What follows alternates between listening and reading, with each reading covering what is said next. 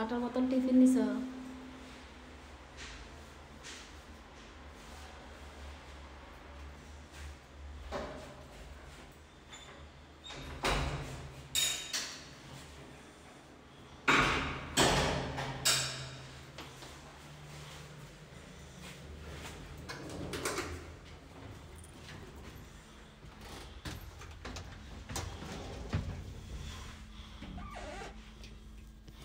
মাথা কি ভিজা? কি খাইছ?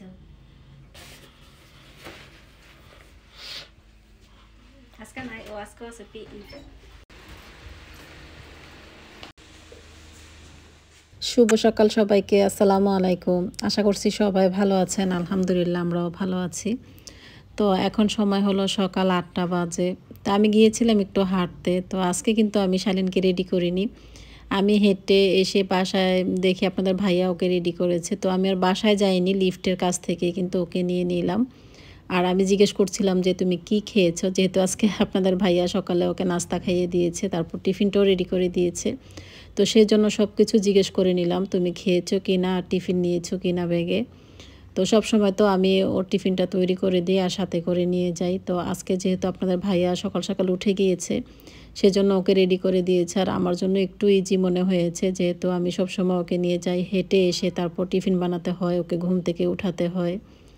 তো আজকে যেহেতু আপনাদের ভাইয়া ওকে রেডি করে দিয়েছে, সেজন্য আমার কাছে একটু সুবিধা মনে হয়েছে, মানে কষ্ট কম হয়েছে আমার জন্য। তো মাঝে মধ্যে এরকম যদি কেউ হেল্প করে তখন ভালোই লাগে। পরে আমি বাসায় চলে এসেছি শালীনকে স্কুলে দিয়ে।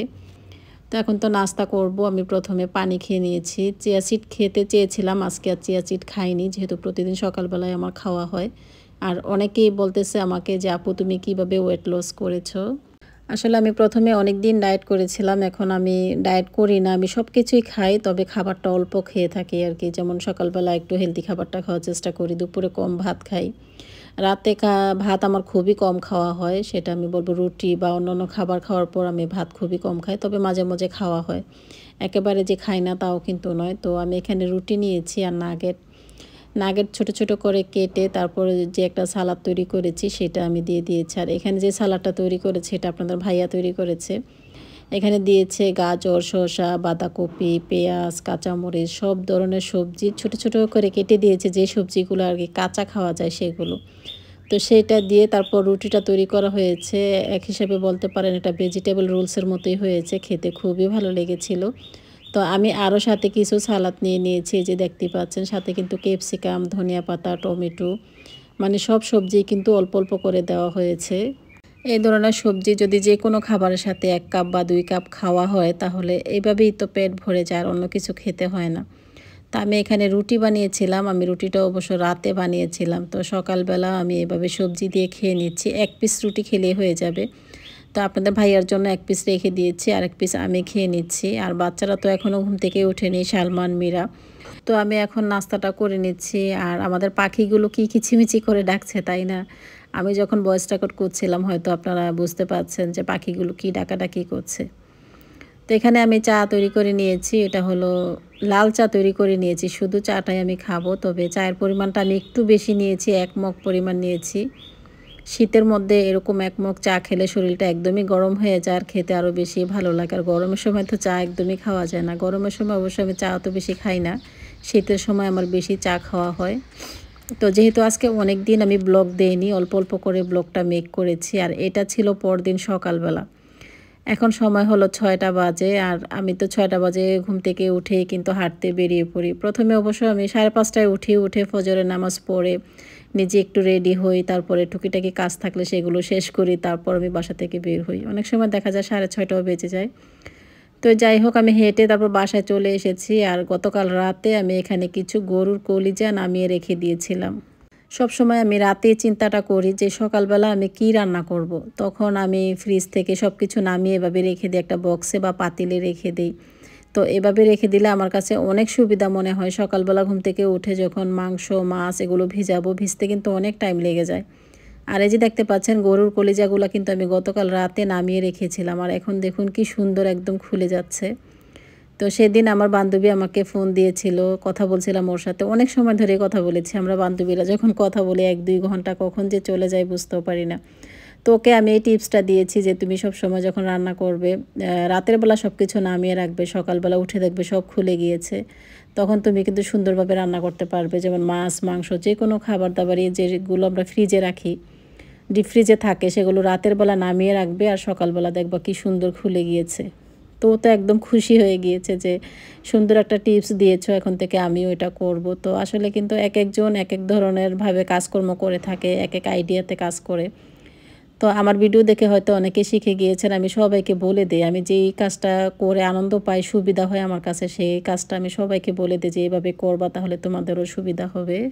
তো যাই হোক, আমি এখানে গরুর কলিজাগুলাকে একটু ভালোভাবে ধুয়ে পরিষ্কার করে নিয়েছি। তারপর কড়াইতে ফুটন্ত গরম পানি দিয়ে আমি কলিজাগুলো বসিয়ে দিয়েছি। এমনিতে কিন্তু কলিজার মধ্যে অনেক ময়লা থাকে। ফুটন্ত গরম পানি দিয়ে এটা ভালোভাবে সিদ্ধ করে নিয়েছি। আর এখন আমি একটা স্ট্রেনারে সেঁকে নেব।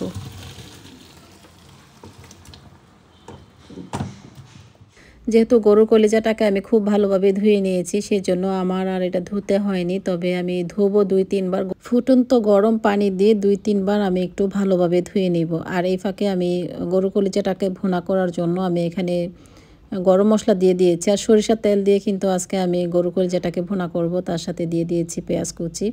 আর এদিকে আমি গরম পানি নিয়েছি। গরম পানির মধ্যে কিন্তু এক পিস করে গরুর কলিজা আমি ধুয়ে নিচ্ছি। এই যে দেখতেই পাচ্ছেন।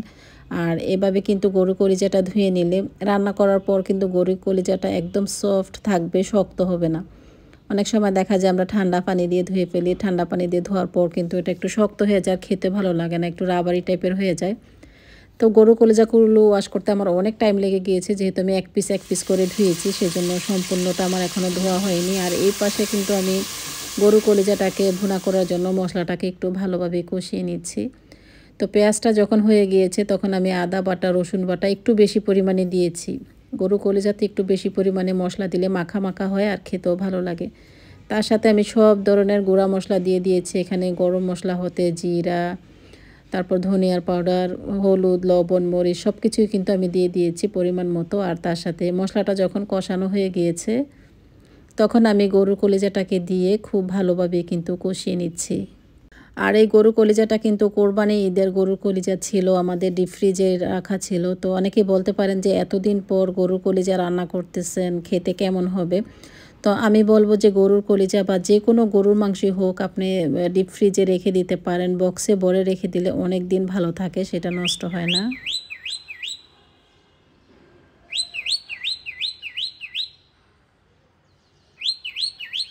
আর এই যে আমাদের দুষ্ট পাখিগুলা, এগুলোর যন্ত্রণায় ঘরেই থাকা যায় না। যখন মানুষ না দেখবে তখনই চিৎকার চেঁচামেচি শুরু করে দেবে। পরে আমি ওদের কাছে চলে এসেছি রান্না বসিয়ে দিয়ে। আর এই যে আজকে আমি রান্না করতে গিয়ে হাতে আমার তেল ছিটে এসেছে, এখন কিন্তু হাত জ্বালা-পোড়া করছিল। আর এখানে আমাদের যে কারিপাতা গাছটা ছিল এটা অনেক বড় হয়ে গিয়েছিল। আমাদের বাসায় যখন রং করানো হয়েছে, যে বারান্দার গ্রিলগুলোও কিন্তু আমাদের রং করানো হয়েছে। ব্ল্যাক কালার আমরা করিয়েছি সব বারান্দার কালারগুলো।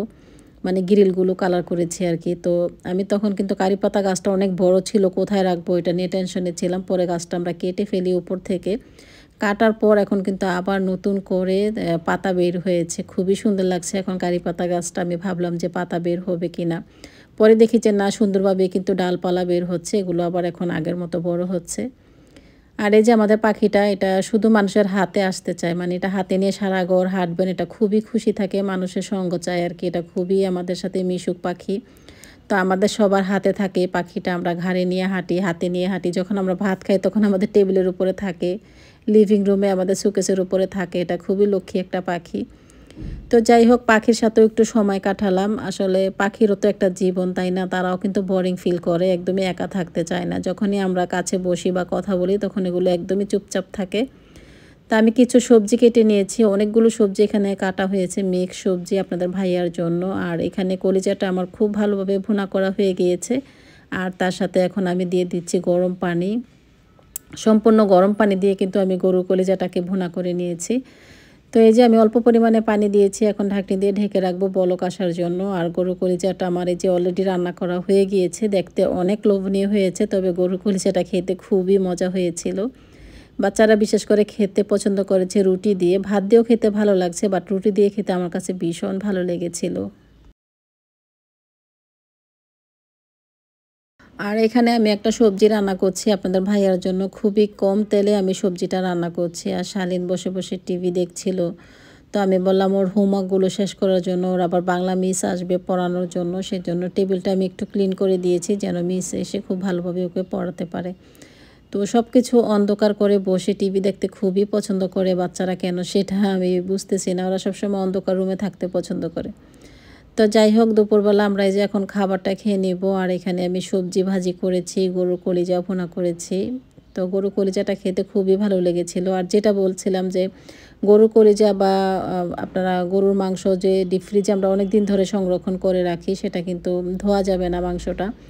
যখনই আপনাদের গরু কোরবানি হোক বা বাজার থেকে কিনে আনা হোক, সেগুলো কিন্তু আপনারা অনেক দিন ধরে সংরক্ষণ করে খেতে পারেন। বক্সে ভরে রেখে দেওয়ার পর কিন্তু ধোয়া যাবে না, শুকনা মাংসটাই রেখে দিতে হবে ধোয়া ছাড়া। তো সেটা রেখে দিলে কিন্তু অনেক দিন ভালো থাকে। একদম টাটকা ফ্রেশ মাংসটা আমরা বাজার থেকে যে কিনে নিয়ে আসি ওরকমই দেখা যাবে। একদমই বোঝাই যাবে না যে এটা অনেক দিনের পুরনো মাংস। তো আমি আমার খালাকে মাংস দিয়েছিলাম, গরুর কোরবানির মাংস আমি খালাকে দিয়েছিলাম ঈদের সময়, সেটা গত বছরের কথা বলছিলাম। তো খালাকে মাংস দেওয়ার পর খালা তো বিশ্বাসই করতে পারেনি যে এত আগের মাংস, তবে খেতেও ভালো লেগেছে। আর আমি মাংসটা ভেজানোর পর বুঝতে পারলাম যে এটা একদম টাটকা বাজার থেকে কিনে নিয়ে এসেছে, আমি ভাবছিলাম ওরকম। আরেকদিন আমার অন্য খালা এসেছে, আমি ভেসিনে মাংস ভিজিয়ে রেখেছি, পরে আমাকে জিজ্ঞেস করলো যে মাংসটা কি বাজার থেকে নিয়ে এসেছেন। আমি বললাম যে না, এটা আমার কোরবানির গরুর মাংস। বললো অনেক টাটকা দেখা যাচ্ছে মাংসটা। আমি বললাম যে বক্সে ভরে রেখে দিলে কিন্তু মাংস অনেক টাটকা থাকে, সেগুলো কিন্তু একদম নষ্ট হয় না, স্বাদও নষ্ট হবে না, এত সুন্দর থাকে গরুর মাংসটা। আপনারা ইচ্ছে করলে ট্রাই করে দেখতে পারেন। আমি সবসময় এভাবে রাখি, সেই জন্য আমি দীর্ঘদিন ধরে খেতে পারি, মানে অনেক দিন ধরে আমি ইচ্ছে করে রেখে দিই, যেহেতু আমার মাংসটা নষ্ট হয় না সেজন্য। আর খাবার সময় কিন্তু টেস্টও ভালো থাকে, সেজন্য আমি বক্সে ভরে সবসময় গরুর মাংস সংরক্ষণ করি। তো যাই হোক, অনেকেরই অনেক ধরনের মন্তব্য থাকে, যেহেতু আমরা অনলাইনে কাজ করি সেটা থাকতেই পারে, এক একজনের মন্তব্য এক এক রকম থাকতে পারে। আমি দেখেছি এক আপুর ভিডিওতে, আপু এত সুন্দরভাবে ভিডিও বানায়, তারপরও তার ভিডিওর মধ্যে যে বাজে বাজে কমেন্ট লিখে, তারপর আপনার বাবার বাড়ি কোনটা, এটা কি আপনার বাবার বাড়ি, কোনটা আপনার শ্বশুর বাড়ি, আবার ঢাকায় আপনার নিজের বাড়ি আছে কিনা, এটা কি ভাড়া থাকেন কিনা, মানে মানুষে এক একজন এক এক ধরনের মন্তব্য করে। আচ্ছা আমি বুঝি না যে বাবার বাড়ি এটা কোনটা, তারপরে কার বাসায় থাকেন, ভাড়া থাকেন না নিজের বাড়ি, এগুলো জিজ্ঞেস করার কি আছে? বাড়ি একটা আমার কাছে মনে হলো থাকলেই তো হলো। ভাড়া হোক আর নিজের হোক আর বাবার হোক, বাড়ি একটা হলেই হলো। মানুষ দুনিয়াতে বাঁচেই কয়দিন, এক বাড়িতে থেকেই কিন্তু জীবন কাটিয়ে দেওয়া যায়। তো এই যে মানুষের কিছু কিছু মানুষের বাজে মন্তব্য, এগুলো শুনতে একদমই ইচ্ছে করে না। আমি ইদানিং তো নিজে ভিডিও দেইনি, অনেক দিন হয়েছে, তবে আগের কিছু পুরনো আপুদের ভিডিও বসে বসে দেখলাম, খুবই ভালো লেগেছে। সেটা হলো আমরা আগে কিন্তু অনেকেই ব্লগ করতাম একই সাথে, সেটা আরও অনেক আগের কথা বলতেছি, 2018 সনে কিন্তু অনেক আপুরাই কিন্তু আমরা একসাথে চ্যানেল খুলেছিলাম। তখন কিন্তু সবার ভিডিও সবাই দেখতাম, একজনের ভিডিও না দেখলে আরেকজনের ভালো লাগতো না, এরকম অবস্থা ছিল। সবার চ্যানেলে যে সবাই কমেন্ট লিখতাম। তো এখনকার সময়টাতে এরকম হয়েছে যে কারো চ্যানেলে কেউ তো যাব দূরের কথা, কারো চ্যানেল কারো চোখের সামনে পড়লেও দেখি না, এরকম অবস্থা হয়েছে। কিন্তু আমি ওরকম না, আমি সবার চ্যানেল দেখি, কমেন্ট লিখি না অবশ্য, সেটা সত্য কথা, কিন্তু সবার চ্যানেল আমি ঘুরে ঘুরে দেখি, যে সেই পুরনো আপুদের কথা যখন মনে পড়ে যে আপুরা আমাকে কমেন্ট লিখেছে, বা অনেক পুরনো ভিডিও আমি যখন দেখি যে নিচে কমেন্ট লেখা আমার ভিডিওর নিচে, তখন ওই আপুর চ্যানেলে আমি যে আবার আগের ভিডিওগুলো দেখা শুরু করে দিই। তখন দেখা গিয়েছে একটা একটা দেখতে গিয়ে পুরনো যে আগের ভিডিওগুলো দেখিনি সেগুলো সম্পূর্ণ আমার দেখা হয়ে যায়। তো এরকম অনেকে করে কিনা আমি জানি না, কিন্তু আমি সবার ভিডিও দেখি এখন। এই যে আজকে 2-3 দিন আমি কিন্তু নিজের ভিডিও মেক করি না, কিন্তু অন্য আপুদের ভিডিও, সবার ভিডিও কিন্তু বসে বসে দেখতেছি, তারা কি করেছে, কোথায় গিয়েছে, বাংলাদেশে এসেছে আবার চলে গিয়েছে, আবার অনেক আপুরা দেখি বাংলাদেশে চলে এসেছে, তারা কিন্তু আর যায়নি। তো তাদের ব্লগগুলো কিন্তু বসে বসে দেখছিলাম অনেক দিন পর, ভালোই লাগছিল। তবে সবাই আমারটা দেখে কিনা আমি জানি না, কিন্তু আমি সবার ভিডিও এখন আগের মতোই দেখি। তো যাক, এখানে আপনাদের ভাইয়া বিকেলবেলা বাজার করে নিয়ে এসেছে। আপনাদের ভাইয়া তো সব সময় বিকেলে যখন হাঁটতে যায়, আসার সময় টুকিটাকি বাজার করে নিয়ে আসে। তো আসার সময় আজকে অনেকগুলো মাছ নিয়ে এসেছে। তো আমি বললাম এগুলো কে কাটবে এখন এই মাছগুলো? তো আপনাদের ভাইয়া বলল যে তাহলে আমি আঁশগুলো উপরে ফেলে দেই, ফেলে তারপর ফ্রিজে রেখে দাও। পরে আপনাদের ভাইয়া মাছের আঁশগুলো উপর থেকে ফেলে দিয়েছে, আর আমি এক পিস এক পিস করে মাছগুলো, সম্পূর্ণ মাছগুলো ডিপ ফ্রিজে রেখে দিয়েছি। যখন আমি রান্না করব এক পিস এক পিস করে নামাবো আর রান্না করব আর কি। রুই মাছ ছিল সেগুলো। আর এখানে নিয়ে এসেছে পেয়ারা, আনারস, টমেটো, আর এখনকার সময়তে টমেটোর দাম খুবই কমে গিয়েছে, তো আমি ভাবলাম কিছু টমেটো কিনে তারপর ফ্রোজেন করে রেখে দেব রোজার মাসের জন্য। যেহেতু রোজা চলেই এসেছে, পেঁয়াজ তার মধ্যে টমেটো এগুলো সংরক্ষণ করে দিলে হবে কি অনেক দিন ধরে খেতে পারবো। আর যখন শাকসবজির দাম বেড়ে যায় তখন কিন্তু এগুলো ফ্রিজ থেকে নামিয়ে খাওয়া যাবে। এত দাম বাড়ে, টমেটো 200 থেকে 250 টাকা কেজি হয়ে যায় টমেটো। আলুর দাম বেড়ে যায়, সব কিছুর দামই কিন্তু বেড়ে যায়। তো যেগুলো সম্ভব ফ্রোজেন করে রাখার সেগুলো রেখে দেব। আর টমেটো সস বানিয়েছি আমরা অনেকগুলো, আপনাদের ভাইয়া সেদিন অনেকগুলো টমেটো সস বানিয়ে তারপর রেখে দিয়েছি। তো এখন ভাবলাম কিছু টমেটো আমি ফ্রোজেন করে রেখে দেবো, যেহেতু টমেটোটা ভালো থাকে ডিপ ফ্রিজ করে রেখে দিলে। তো এই তো আর কি, বাজারগুলো এখন গুছিয়ে নেব। আর এখানে যে টুকিটাকি বাজার নিয়ে এসেছে সবগুলো বাজার আমি ভালোভাবে ধুয়ে প্লাস্টিক মুড়িয়ে তারপর ফ্রিজে রেখে দেবো। এভাবে রেখে দিলে অনেক দিন ভালো থাকে। আবার পেয়ারাগুলো ধুয়ে তারপর কিন্তু বক্সে ভরে বা প্লাস্টিক মুড়িয়ে রেখে দিলেও কিন্তু ভালো থাকে। তো সবগুলো বাজারই আমি এখন গুছিয়ে নিচ্ছি। তো আজকে 2 দিন আবার শালিনের স্কুল বন্ধ, আমি সেজন্য 2 দিন হাঁটতে যাচ্ছি না। গত 2 দিন হেঁটে এসেছি, আজকে 2 দিন আবার রেস্টে আছি। মানে হাঁটলে ভালোই লাগে, শরীরটা একদম পাতলা মনে হয়, আমার কাছে এরকম লাগে। তো যেদিন শালিনের স্কুল থাকে সেদিনই আমি হাঁটতে বের হই, এটা আমার একটা অভ্যাস হয়ে গিয়েছে এখন। তো এখন থেকে ভাবলাম যে প্রতিদিনই আমাকে হাঁটতে হবে, কেন সেটা আমি করব যে একদিন হাঁটবো 2 দিন হাঁটবো না ওরকম। তো শালিনের স্কুল বন্ধ পড়েছে, ওর হলো গিয়েছে দুর্গা পূজার বন্ধ পড়েছে, যে পূজার বন্ধ থাকে না সেই বন্ধটা পেয়েছে ও, তার সাথে হলো বিশ্ব ইজতেমার বন্ধটা পেয়েছে। তো সেজন্য সে বাসায় বসে আছে। আর যখনই বাচ্চাদের স্কুল না থাকে তখন ওরা বলে বোরিং লাগছে, ভালো লাগছে না। যখন স্কুল খোলা থাকে তখন তাদের খুবই ভালো লাগে। তো এই যে এখানে কিছু ফল কিনে নিয়ে এসেছে আপনাদের ভাইয়া, এখানে নিয়ে এসেছে অ্যাপেল, কমলা নিয়ে এসেছে। ফলের মধ্যে কমলাটাই আমার কাছে খেতে ভীষণ ভালো লাগে। অ্যাপেল তো বাচ্চারাও বেশি পছন্দ করে না, আমি অত বেশি পছন্দ করি না অ্যাপেলটা খেতে। তবে কমলাটা কিন্তু আমাদের বাসায় সবাই খেতে পছন্দ করে। কমলাটা যখন ফ্রিজে রেখে দিয়ে একদম ঠান্ডা হয়, ঠান্ডা ঠান্ডা কমলা খেতে 4-5টাও খাওয়া যায় এক জায়গায় বসে। আর এখানে আপনাদের ভাইয়া কিছু ভাজা বাদাম নিয়ে এসেছে। আমাদের বাসায় বাদামটা সবাই খেতে পছন্দ করে। তো যখনই দেখা গিয়েছে লিভিং রুমে বসে থাকি তখনও কিন্তু 1-2টা করে খেতে খেতে অনেকগুলো বাদামই খাওয়া যায়।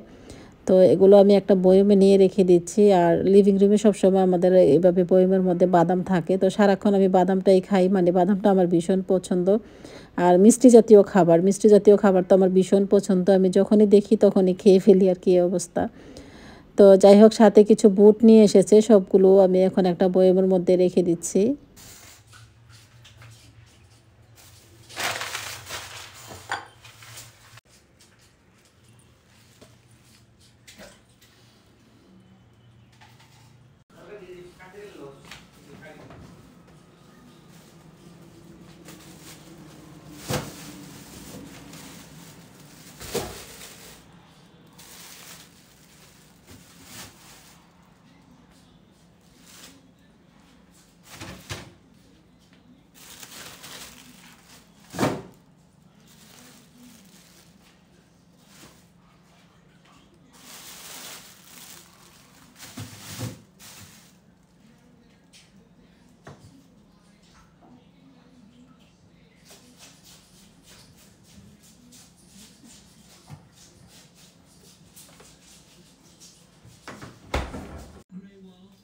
তো শালীন বসে বসে টিভি দেখছিল, আমার তো বাজারগুলো গোছানো হয়ে গিয়েছে। মাছ কাটা হলে মাছগুলো আমি ফ্রিজে রেখে দেব। আর আমি এখানে এসেছি শালীনকে কিছু কমলা খাওয়ানোর জন্য। তো ও বলতেছে আমি তো পেয়ারা খাচ্ছি বসে, তারপর ওকে আমি কমলা দিচ্ছি খেতে। বলেছিলাম না আমাদের বাসা কমলাটা খেতে ভীষণ পছন্দ করে, সবাই পছন্দ করে কমলাটা খেতে। আমি যখন মালয়েশিয়াতে ছিলাম তখন চাইনিজ নিউ ইয়ারে কিন্তু চাইনিজরা আমাদেরকে কমলা দিত, আপনাদের ভাইয়াকে দিত। তখন কিন্তু 1 কার্টুন করে কমলা আমাদেরকে পাঠিয়ে দিত। চাইনিজ নিউ ইয়ারে আমাদের আশেপাশে অনেক চাইনিজ ছিল আগে, তো ওরা কিন্তু কমলা দিয়ে যেত। আবার আপনাদের ভাইয়ার ফ্রেন্ড ছিল, চাইনিজ ফ্রেন্ডরাও কিন্তু 1 কার্টুন করে কমলা কিনে তারপর আপনাদের ভাইয়ার কাছে দিয়ে দিত। তো সেগুলো আমি ফ্রিজে রেখে দিতাম, কার্টুনটার সাথেই কিন্তু আমি ফ্রিজে রেখে দিতাম। তখন দেখা যেত যে দুপুরবেলা তো আমি সবসময় ঘুমাতাম আগে, ঘুম থেকে উঠে কি খাবো, তখন 4-5টা করে কমলা খেয়ে নিতাম। ঠান্ডা ঠান্ডা কমলাগুলো খেতে এত ভালো লাগতো। তো সেই থেকে কিন্তু আমার কমলা খাওয়া শুরু। আর এখন থেকে কিন্তু বাচ্চারা ফ্রিজে যখনই কমলা দেখে বাচ্চারাও কিন্তু ভীষণ পছন্দ করে, বিশেষ করে মীরাও পছন্দ করে। যখন ফ্রিজে রেখে দিই ঠান্ডা কমলাটা খেতে ওরা খুব পছন্দ করে। তো যাই হোক, আমরা বিকেল টাইমটা এইভাবেই কাটালাম। ভিডিওটি দেখা